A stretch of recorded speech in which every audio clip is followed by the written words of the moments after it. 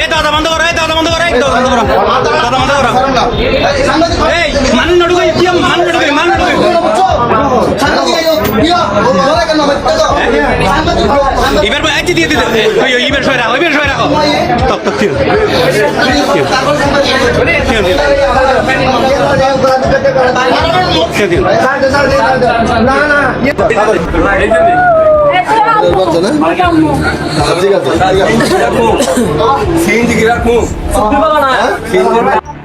প্রথমে উনি আমাদের থেকে প্রথমে দেখাতে বলছিল, তো একটা একটা করে সবগুলো দেখাতে বলতেছিল আমি 15,000 টাকার মধ্যে মানে মাল নেবো, 15,000 টাকা আমার কাছে টাকা আছে, আমি 15,000 টাকার বরাবর স্বর্ণ কিনবো।